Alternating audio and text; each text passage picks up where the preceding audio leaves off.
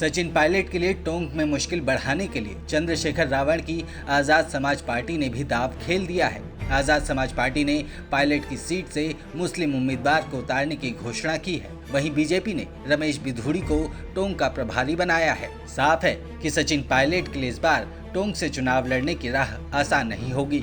कई राजनीतिक पार्टियां पायलट को टोंक में घेरने के लिए लगातार कोशिश कर रही है। एक तरफ बीजेपी ने पायलट को घेरने के लिए दिल्ली के सांसद रमेश बिधूड़ी को टोंक का प्रभारी बनाया, वहीं गुर्जर नेता विजय बंसेला को देवली उनियारा से टिकट दिया गया। अब आजाद समाज पार्टी ने भी अपना उम्मीदवार घोषित कर दिया है।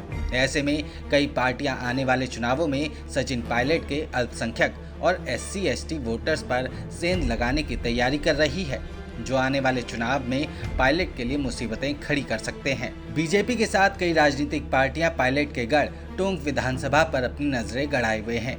ये सीट अल्पसंख्यक मुस्लिम बहुल्य सीट है। इसके अलावा गुर्जर समाज के भी कुछ अच्छे मतदाता हैं, इसलिए टोंक से बीजेपी भी पायलट को लगातार घेरने में जुटी हुई है। ओवैसी ने भी बीते दिनों टोंक से अपना उम्मीदवार उतारने की बात कही थी।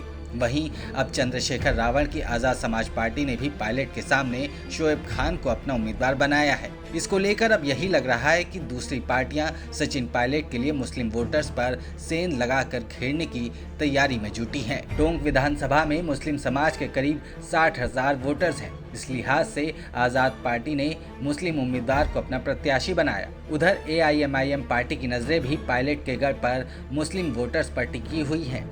बीते दिनों आजाद समाज पार्टी के चंद्रशेखर ने हाईवे पर रोड शो किया, जिसमें उन्होंने बीजेपी और कांग्रेस दोनों ही पार्टियों को जमकर घेरा। साथ ही उन्होंने टोंक में भी अपना उम्मीदवार उतारने के संकेत दिए। इसको लेकर सियासत में तब से हलचल पैदा हो गई थी। सचिन पायलट ने पिछली बार वसुंधरा राजे के करीबी यूनुस खान को 54,000 वोटों से हराया था, लेकिन पायलट का दावा है कि इस बार पिछले आंकड़े से भी अधिक मतों से जीत हासिल करेंगे। उन्होंने कई बार टोंक में हुई अपनी सभाओं के दौरान दम ठोक कर ये दावा किया है।